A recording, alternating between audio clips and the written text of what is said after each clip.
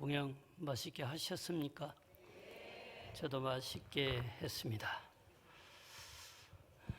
화엄경의 말씀은 부처님이 선을 통해서 깨달음을 성취하시고 설파하신 결과물입니다. 말씀은 결국 모두 다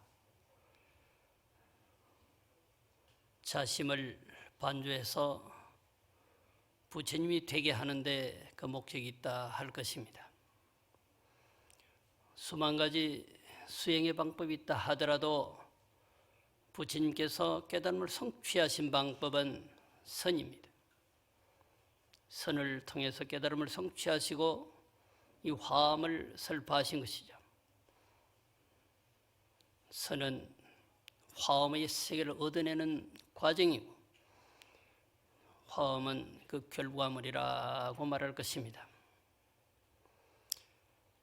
누가 뭐라고 해도 가장 숭고한 작업을 하는 것은 부처님법 따라 사는 것입니다. 이 비로 잔화품에도 보여지듯이 수많은 군주와 권속과 재상, 엄청난 대중이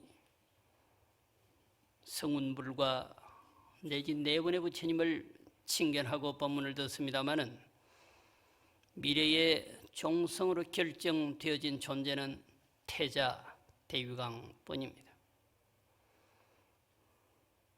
미루어서 생각해 보시면 알 수 있는 거죠. 인도 전역만 하더라도 엄청난 군주와 재상, 권속, 중생이 있었습니다마는 유독 정반왕의 아들이신 시타르타만이 발심 출가하고 결국 인천의 사표가 되신 것 아니겠습니까?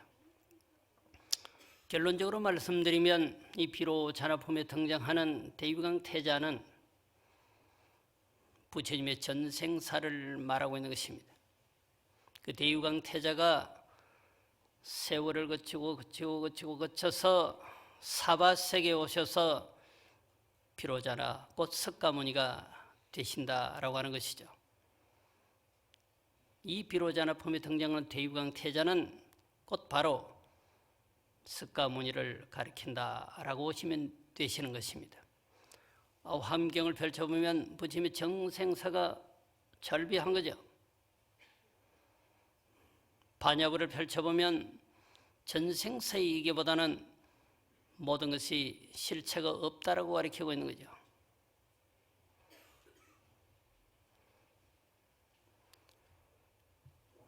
수많은 법문을 듣고도 오롯하게 부처님의 종성을 가꾸어서 부처님의 법을 잇는 사람은 그렇게 많지가 않을 것입니다.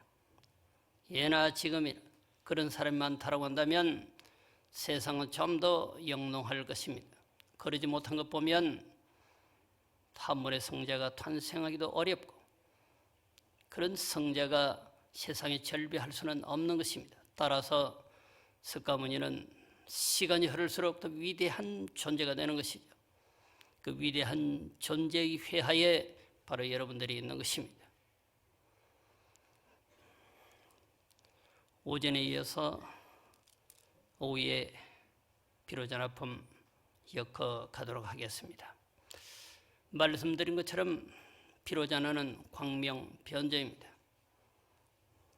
그 빛이 어디든 스며드는 것이죠.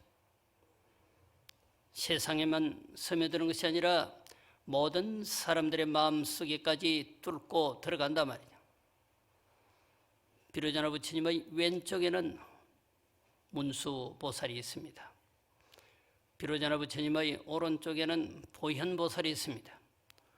문수보살은 지혜의 상징자이고 보현보살은 실행의 상징자입니다. 그래서 문수와 보현을 합치면 비로자나 부처님이 된다라고 하는 거죠. 누구든 지혜가 축출하고 실행이 축출한 사람이면 그분은 바로 부처님이다라고 하는 논리가 되는 것입니다. 이 비로자나품의 설주는 오전에도 말씀을 드렸던 것처럼 보현 보살입니다. 그럼에도 불구하고 모든 군주와 특히 대유강 태자에게 법문을 하는 분은 바로 부처님이죠. 그래서 부처님의 친슬이다 이렇게 볼 수 있는 것입니다. 오전의 법문을 듣지 못한 사람을 위해서 요약하고 또 들으신 분들은 한 번 더 재습하는 관점에서 정리를 해보겠습니다. 이 비로자나품에는 네 분의 부처님이 등장하십니다. 그 네 분의 부처님을 칭견하고 법문을 듣고 깨달음을 얻고 미래에는 끝내 당내 부처가 될 것이다 라고 하는 가시적인 수기를 받는 그런 과정인데, 첫 번째 부처님은 성운 부처님이죠. 이 성운 부처님이 그 당시 성음세계에서 얼마나 사셨을까? 50억 세를 사셨다라고 합니다. 50년도 아니고 50억 세래. 안 죽는 거죠. 그래도 돌아가셨다고 말해. 이 성운 부처님이 50억 세를 사시고 열반하시니까 두 번째 등장하시는 분이 바라밀 선한 장원왕벌입니다.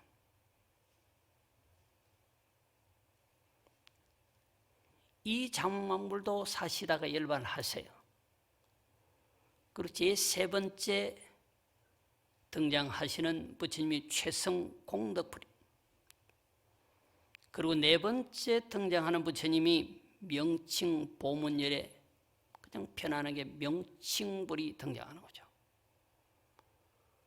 자, 한 분의 부처님도 칭견하기가 어려운데 희균왕 그리고 특히 대유강 태자는 이 네 분의 부처님을 칭견한다.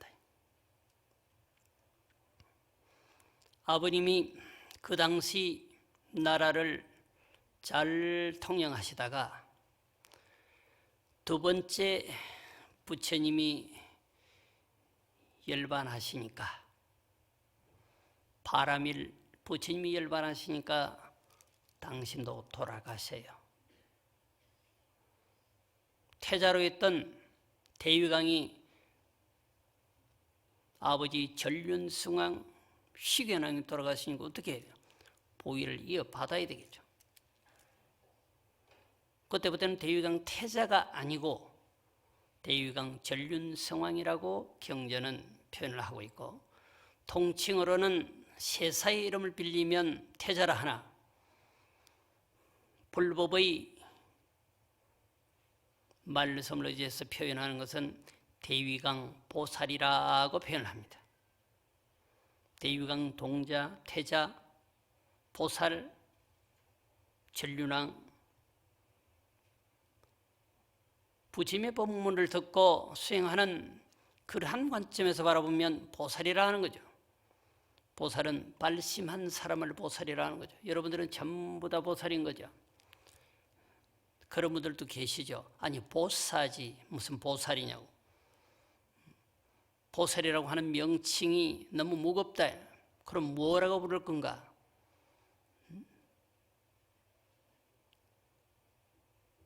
그래서 과거에 어떤 스님은 보살이 아니고 보사, 도울 보자 절 사자, 절의 일을 도와주는 사람. 우리가 뭐 절의 일을 도와주기 위해서 왔어요?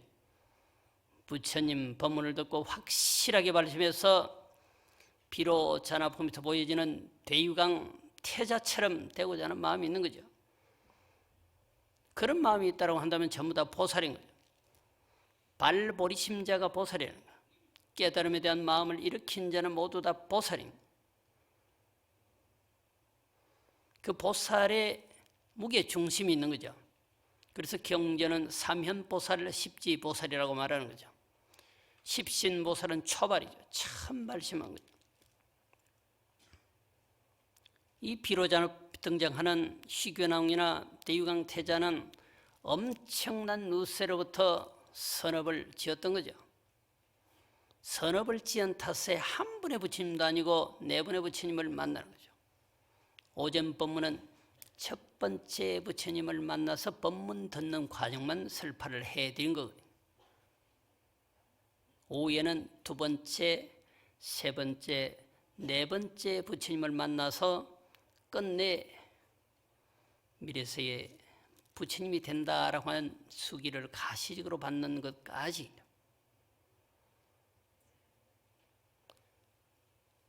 제가 보여드렸 이 청량 소초 번역본에는 제일 뒤에 청량국사가 뭐라고 했을까요? 그때 대유광 태자는 바로 오늘 비로자나 부처님 곧 석가모니다 라고 말을 합니다.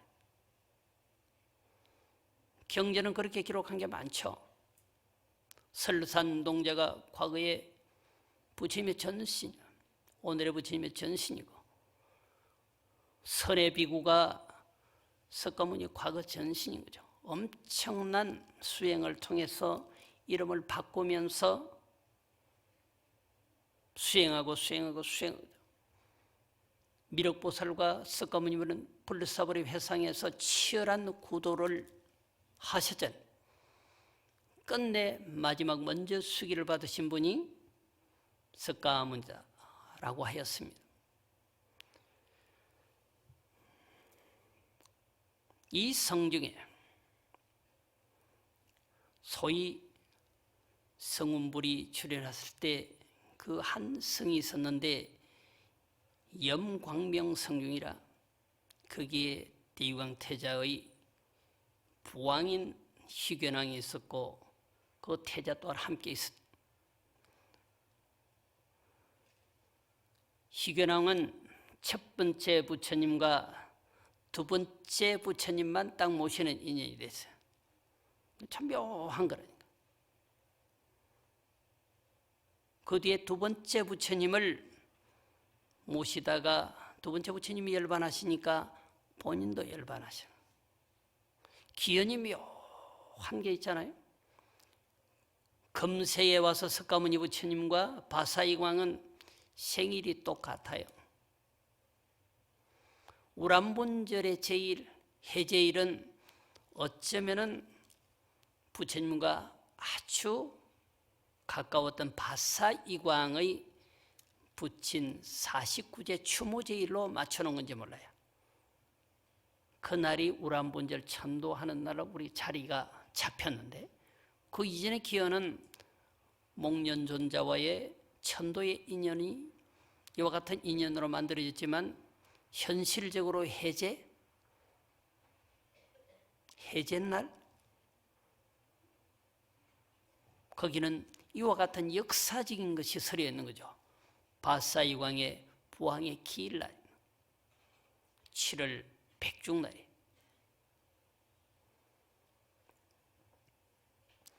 그 두 분은 나이도 같고 생일까지 같아요. 석가모니와 바사이광. 여기에 희견왕과 대유광 태자는 어쩌면 이 두 분의 부처님과 아주 기연이, 특히 희견왕은 첫 번째, 두 번째 부처님, 두 번째 바라미르 부처님 너무 존경했을까요? 돌아가시니까 같이 돌아가셨어요.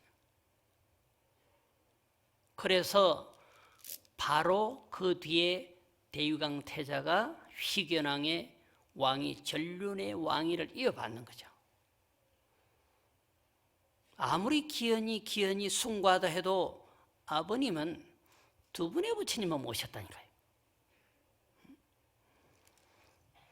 오전의 법문이 여기까지 이렇게 서토리가 이제 흘러갔던 거죠. 다시 한번 정리해보면 첫 번째 부처님이 열반하시고 두 번째 바라밀 선한 장엄불이 출현했. 그때 대유광이 첫 부처님을 칭견하고 연불삼매 변제삼매 이렇게 되는 겁니다. 두 번째 바라밀 선한 장엄불이 출현합니다. 첫 번째 아니고 두 번째. 첫 번째 부처님은 50억 세를 살다 이제 돌아가셨다. 두 번째 부처님의 대한 말씀입니다. 앞에서는 삼매 총지를 얻었다고 그랬어요. 여기에서 바라밀 선한 장엄 부처님에게서 대유강이 이 부처님을 칭결하고 법문을 듣고 얻은 삼매, 연불 삼매를, 근래에는 삼매, 삼배, 연불 삼매, 선선, 연불선 이런 말을 하잖아요. 오로지 부처님을 생각하는 거, 그 삼매죠. 삼매. 변제, 아주 말을 잘하는 것입니다. 말을 많이 하는 것과 잘하는 것도 완전히 달라요. 말은 논리가 정확해야 되잖아요. 들어도 상대가 듣기 싫지 않아야 되잖아요. 말을 많이 하는 사람은 경상도 사람 뭐라고 그래요? 시사이 같다고 그래요. 시사이. 시사이가 왜 저렇게 말해? 시사이가 무슨 말인지 난 몰라. 말을 잘하는 논리가. 그래서 앞에 무의 변제라고, 걸림없는 변제수를 가진 거죠. 이와 같은 등의 10,000가지 법문을 얻는다 그랬어요. 앞에서는 10가지 법문을 체득했는데 바라밀 선한 장왕불에게서는 법문을 듣고 배로 10,000가지 법문을 얻는다라고 기록을. 그러면은 나날이 발전하는 거죠. 하나만 알다가 10개만 알다가 10,000가지, 100,000가지 배로 얻게 되겠죠. 당신의 수행이 날로 깊어지는 거죠. 한 부처님, 두 부처님 만나면서 계속 정성되는 거죠. 비로자나품에서 네 분의 부처님을 만난 것을 엄청난 것으로 대유강 태자는 말을 하고 있는 거죠. 사바세계에서 한 곳에서 한 달 동안 30여 번의 선지식을 만나서 화엄의 법문을 듣는다. 이것도 숙세의 연골이 아주 지대한 거죠. 듣고 싶어도 이와 같은 화엄의 광장을 만들어주지 아니하면 들을 수가 없는 거잖아요.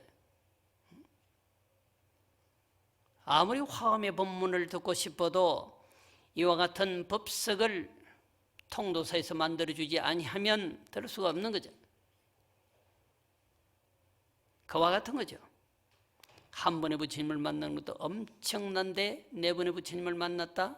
특히 두 번째 부처님에게서는 법문을 듣고 변제가 축출한 따위 등 10,000가지, 100,000가지 법문을 체득하게 됐다라고 하는 거잖아요. 그 법문을 듣고 대유강 태자가 가만히 있겠느냐. 이렇게 똑같이 수많은 사람을 앉혀놓고 법문하지만 유독 마지막에는 눈길이 대유강 태자에게 가는 거죠. 후계자를 이미 점 찍어 놓은 거죠. 그 법문을 듣고 대유강이 반응을 이와 같이 합니다. 합장하시죠. 불가이 서인학가흡중햄 전세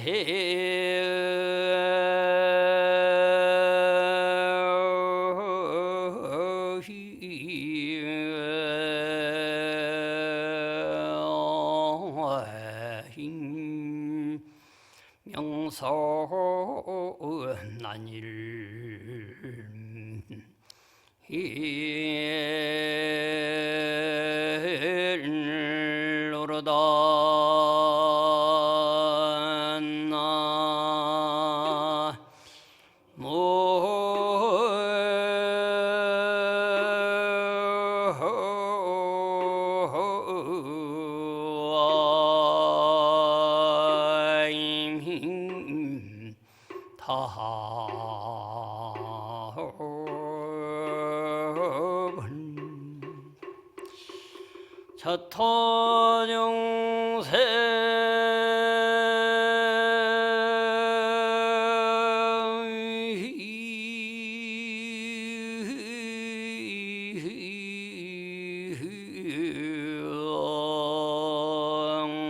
설하염 이금득교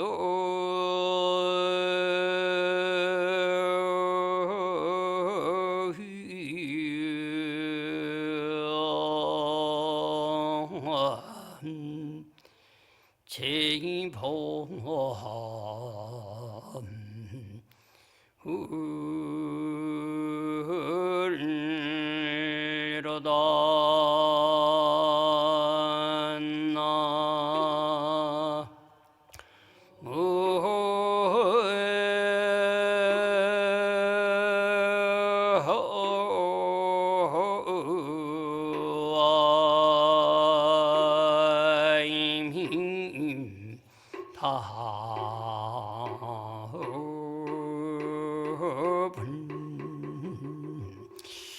두 번째 부처님에게 법문을 듣고는 엄청난 이익을 얻으니까 가만히 있을 수가 없어서 대유강 태자가 이와 같이 그 부처님을 찬송하는 송을 읊은 거죠.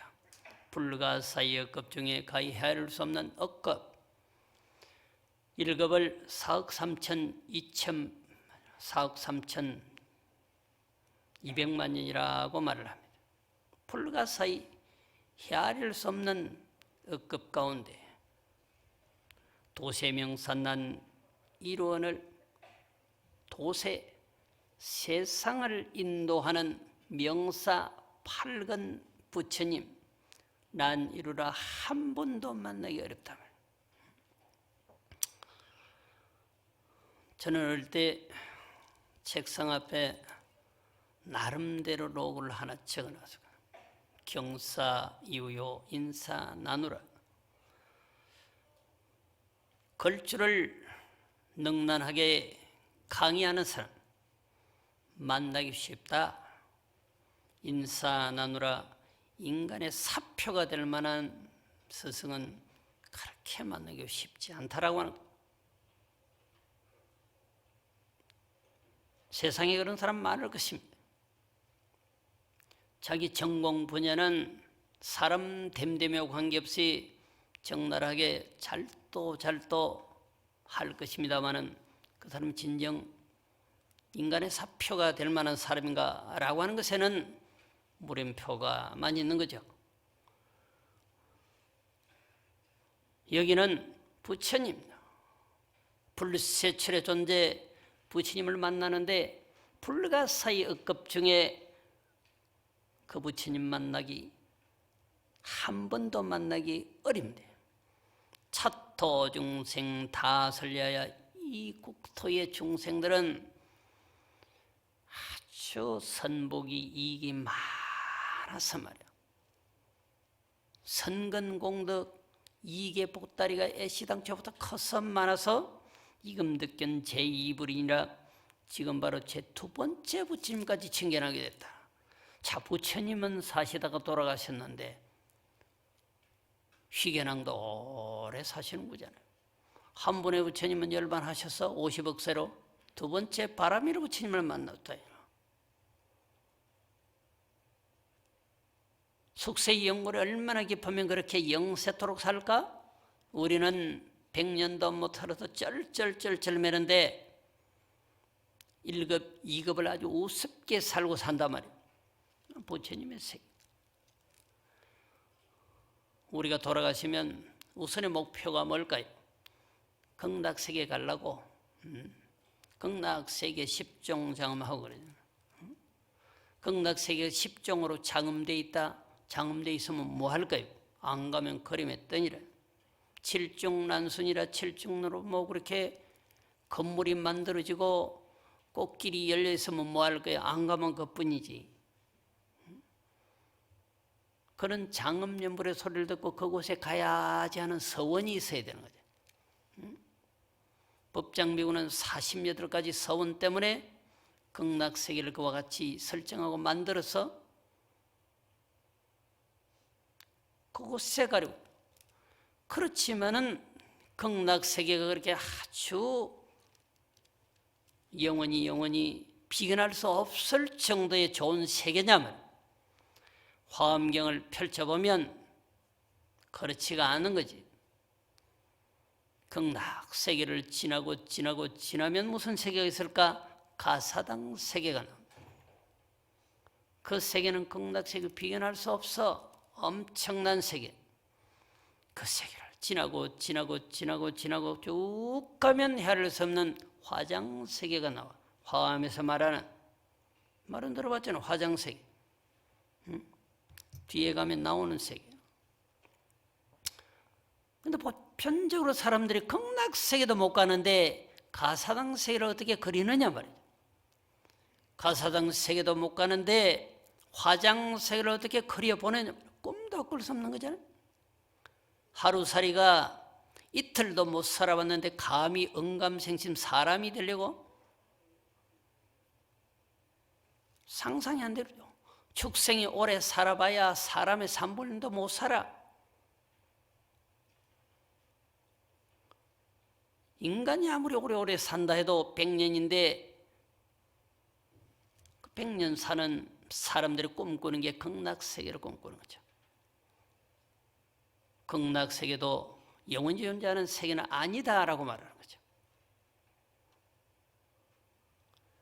800년을 사는 사람은 100년 사는 게 우습잖아.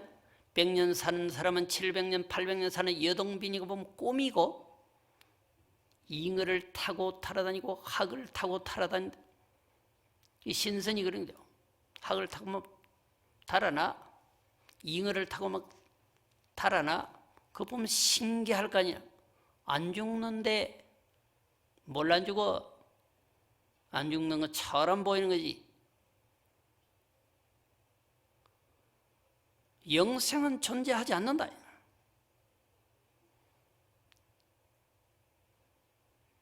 삶과 죽음에 관계하지 말라고 하잖아요. 부처님은 그걸 말하는 거죠. 생사가 없다라고 말하지 말고 생사에 관계하지 않는다라고 말해야 한다. 생사가 있거나 없거나 열반이 있거나 없거나 내가 그게 안 걸려든다 말이야. 거물에 걸리지 마라 말이야.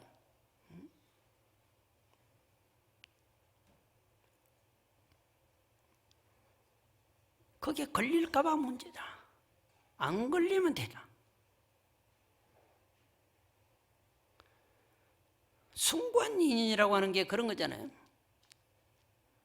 한 분의 성자도 만나기 어려운데 두 분을 만났으니까 얼마나 숭고해.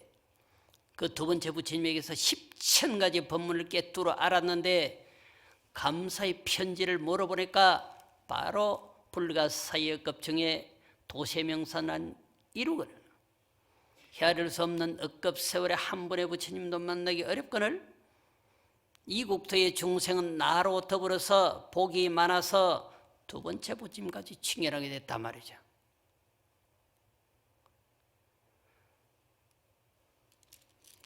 그리고는 부왕 희견왕과 권숙과 나유타 중생을 이끌고 바라밀 장원망 열의 처소에 간다.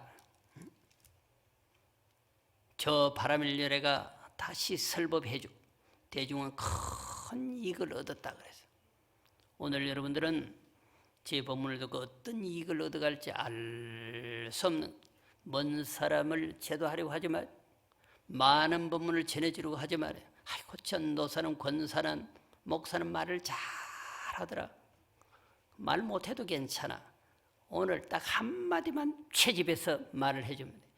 딸이 듣든지 아들이 듣든지 손자가 듣든지 손녀가 듣든지 안 듣든지 아무 상관없이 내가 할 것만. 전법사는 그거죠. 멀리 무슨 법을 전하러 가라. 울산으로 양산시로 안 가도 돼. 전철역으로 뛰어가지도 않아도 돼. 집안에서 전법하는 거야. 누가 뭐라고 해도 대한민국에 여전히 1200만 원 불자입니다. 다만 불자라고 말하지 않는 분도 많아. 그 불자가 자기 가족만 제도하면 불교는 대한민국에서 사라지지 않아. 그런데 종교는 자유인데 하고 딸이 성당 가거나 뭐 아들이 교회 가거나 종교는 자유인데 자유니까 말하라 말이야. 그들은 자유롭게 말을 하는데 꿀먹은 버그레처럼 가만히 있으면 안 된단 말이야. 팔만 대장경을 꿰뚫지 않아도 된단 말이야. 오늘 들은 말씀 한마디만 채직 딱 해서 간다.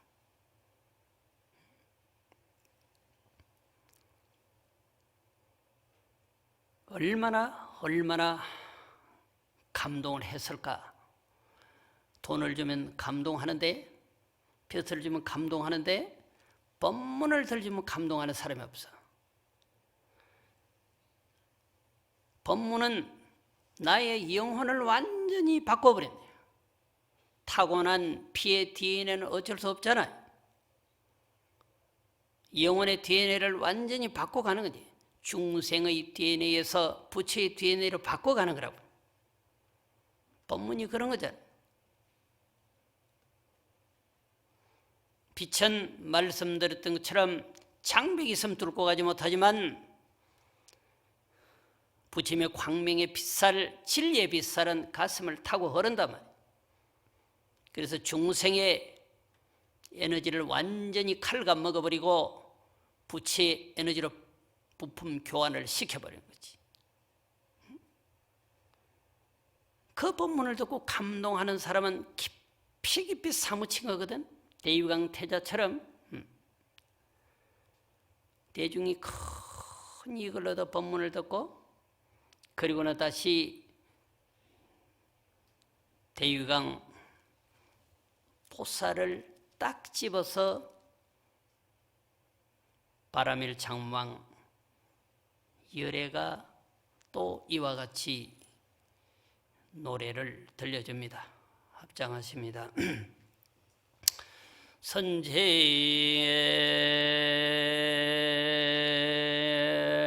공등지혜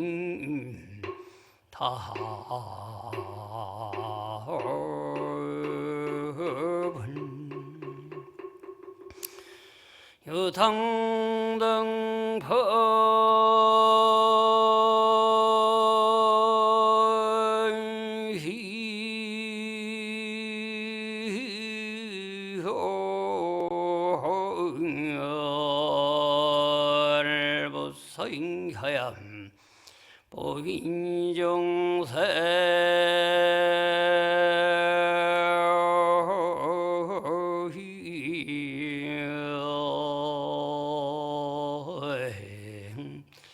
자군청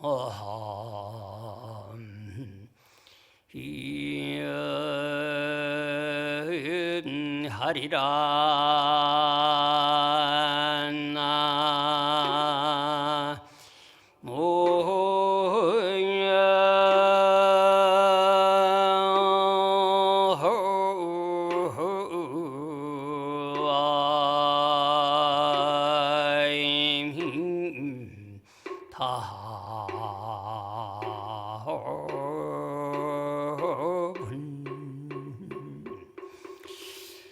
수많은 사람이 법문을 들었다 해도 딱 스토리는 대유강이 상대야. 딱 집어넣은 거야. 미래의 석가모니 부처님이 된다라고 하는 것을 집어넣고 하는 거예요. 희귀왕이 법문을 듣고 이익을 얻었다? 엄청난 대중들이 함께 와서 법문을 듣고 이익을 얻었다? 그건 가변이고 대유강 태자에게만 올인하는 거예요. 그리고 법문을 듣고 대유강 태자가 주체할 수 없는 기쁨에 이와 같이 불가사의급에 도세병사난 이루라. 사회할 수 없는 급에 한 분의 부처님도 만나기 어려운데 어찌하여 두 분의 부처님을 만날 수 있을꼬. 나와 더불어 모든 대중이 이렇게 말을 하니까 바로 부처님이 응답하는 거잖아. 선제공덕 치회여 차 선제라 선제라 대유강 보고 말하는 선제라 대유강 지혜의 바다여. 지혜의 바다라고. 지혜의 강이 아니라고. 지혜의 개울이 아니라고. 돌이 아니라고. 바다야. 엄청난 걸 말하군요. 발심지향 대보리로다. 발심에서 큰 보리 큰 깨달음이 나고자 한다. 이미 아는 거죠. 그때는 이미 발심에서 최고의 깨달음 큰 깨달음으로 향해 가려 한다. 응? 여당 덕불부사에 그대는 마땅히 부처님의 불가사의한 힘을 얻어서 보이중생자의 철이라 널리 중생을 위해서 의지처가 되거든. 모든 중생의 의지처가 누굴까? 부처님이죠. 모든 중생의 아버지가 누굴까? 부처님. 그래서 사생의 자부라고 해요. 기독교에서 하나님 아버지께서 그러니까 뭐 거기와 자기 아버지 두고 무슨 하나님 아버지라고 그래. 우리가 그러잖아. 응? 사생의 자불에 테란 스파 동물은 다양하게 태어나잖아. 여러분들은 태중으로도 알로 나오고 섭기로 나오는 것도 화하에서 나오는 것도 있고 변화해서 어떻게 태어나든지 태어나는 그 존재에는 다 부처님이 아버지시다 이 말이에요. 인과관계로 형성된 것은 여러분들이 부모일 수 있으라 모든 중생을 받아들여서 법문을 통해서 진리의 제자가 다 되게 하는 거죠. 그걸 뭐라고 그래요? 경전에 불자야 불자야 불자야 불자야 했잖아요. 부처님의 아들이는데 나는 여자인데 불려야 불려야 불려야 그러나 불자에게는 역 없어. 모두 다 여자. 이거나 남자 이거나 저 축생이거나 미물이거나 전부 다 불자야. 불교에 있어서 대장부는 여자이거나 남자이거나 아무 상관없어. 오롯하게 부처님의 법대로 수행하는 사람을 대장부라고 표현하는 거죠. 통칭은 불자인 거죠. 모든 중생을 위해서 의지체가 된다. 당신은 대유강 태자 당신은 모든 중생의 의지처 사생의 자부가 된다. 이렇게 읊으신 거예요. 이와 같은 개성으로 계속 대유강 태자를 위해서 10가지 개성을 바라밀 장엄왕 열애가 읊어주는 거죠. 그리고는 이 바라밀 장엄왕불이 열반에 드신다. 말씀드렸던 것처럼 이 부처님이 열반에 드시니까 아버지 희귀왕도 세상을 떠났다고 했죠. 그러니까 이때부터는 대유강 태자가 아니고 대유강 왕이 돼 전륜성왕이 보여 올랐습니다. 그때 제3번째 부처님이 출연하는데 최성공덕이에요. 최성 가장 수성한 공덕이에요. 반딧불이 아니라고. 그래서 대유강 전륜성왕이라고 이제 명칭을 받고 보위에 올라서 이 부처님이 성불함을 대유강이 본 거죠. 최성공덕회라고 하는 부처님이 성불한 것을 보고는 모든 대신과 백성을 이끌고 아버지가 했던 것처럼 아버지가 당신을 상수로 해서 앞에 두 부처님을 배하러 가서 법문을 듣게 한 것처럼 당신도 그렇게 해요. 모두 다 데리고 가요. 그리고 가서는 이와 같이 앉아서 법문을 듣는 거죠. 여러분들처럼 다 속옷이 앉아서 법문을 들었던 거죠. 그런데 특히 대유광 성왕을 위해서 세 번째 부처님 최성공덕장 공덕회 부처님이 이와 같이 법문을 또한 내립니다. 저도 떠나갈 시간이 얼마 남지 않았습니다. 자, 합장하시죠. 선제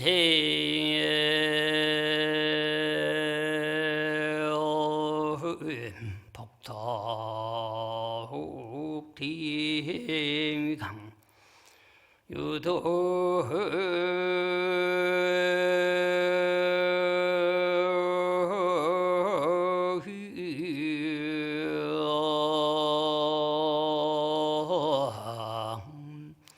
금딩지암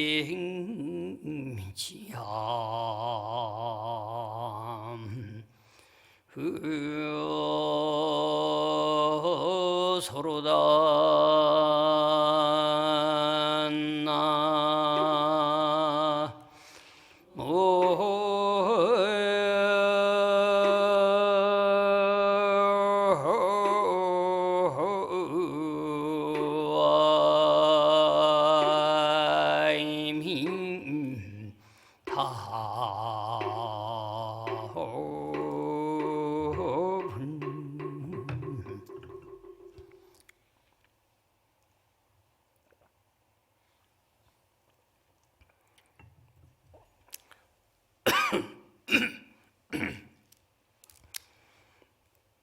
선제복덕 대위강이여 여등급 내 지하수하여 선제라 복덕 같은 대위강이여 그대가 지금 나의 처소에 왔다 그래서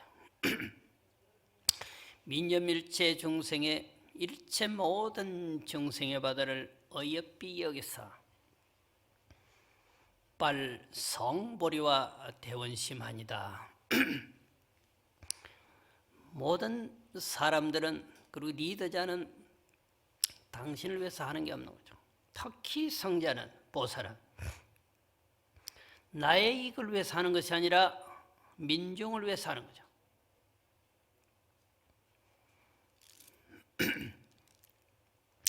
공자가 말씀하신 사서삼경을 필두로 해도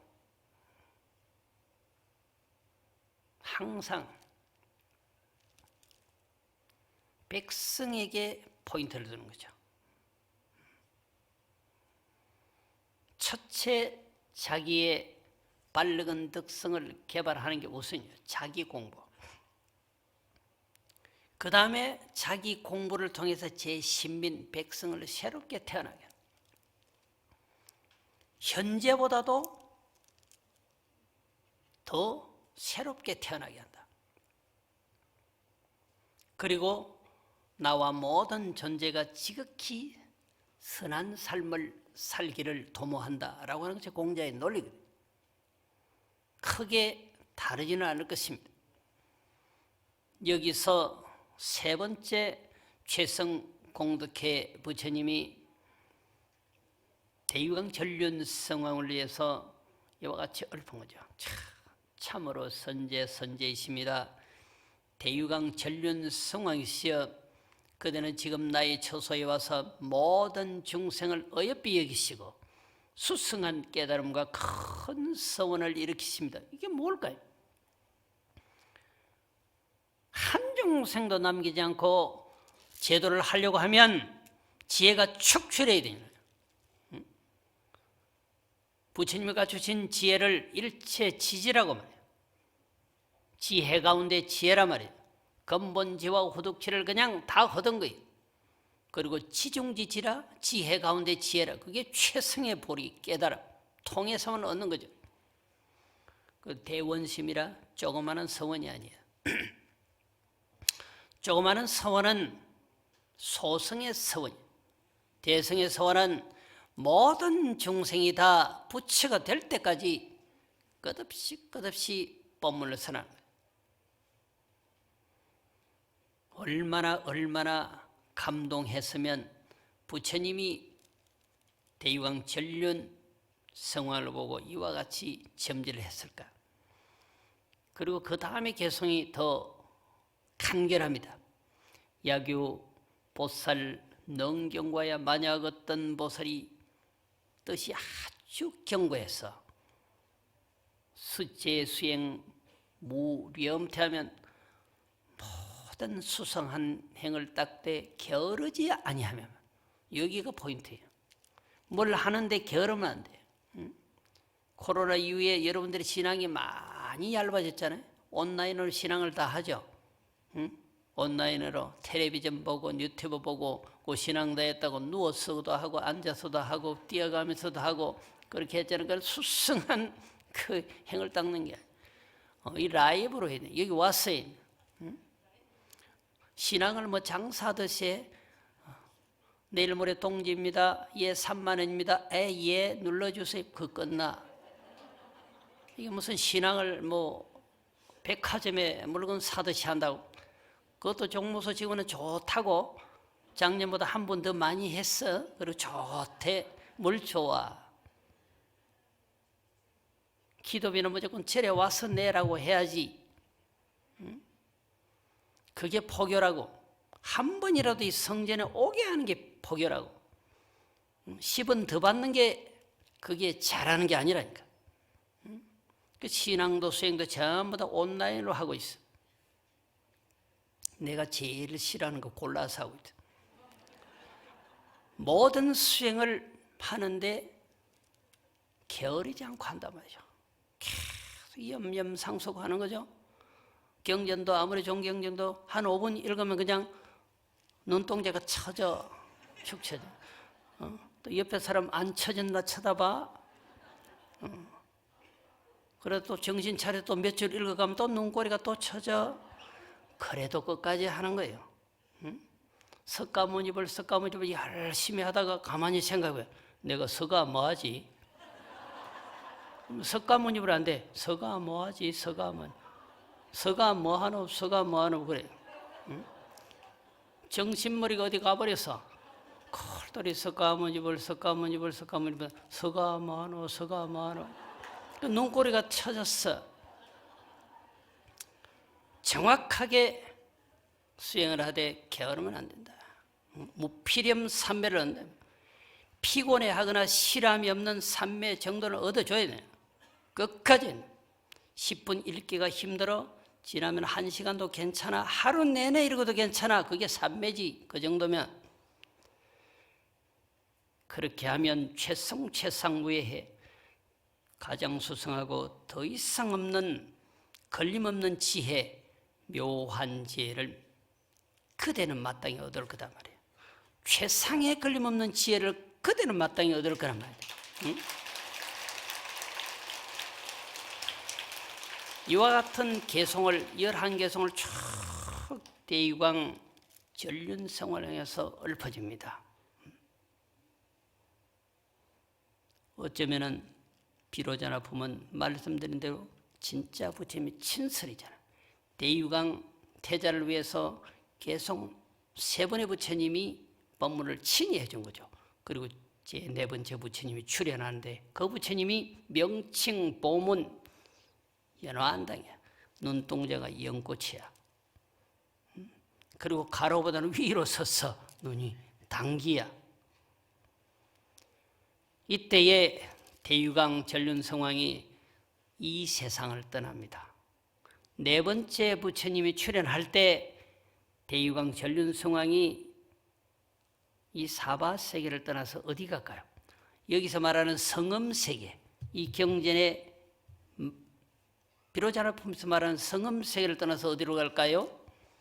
저 수미산 정멸보궁 천상에 딱 가서 천왕이 돼요. 성음세계에는 어쩌면은 이 세계라고 한다면 천상의 세계에 가서 태어나. 거기서 그 천왕의 이름이 뭘까? 대유광 전륜성왕이 아니고 이제는 바뀌어서 리구 복덕당이야. 때를 떠나서 복덕이 아주 축출한 단기라고 하는 거 쫙 솟았단 말이에요. 누구도 감당할 수 없는 단기 척비하게 솟았단 말이에요. 태극기 꼽는 기대처럼. 때를 떠난 복덕, 깨끗한 복덕을 갖춘 천황이 된다. 천황이 돼서 가만히 있는 것이 아니라 계속 길은 하나야.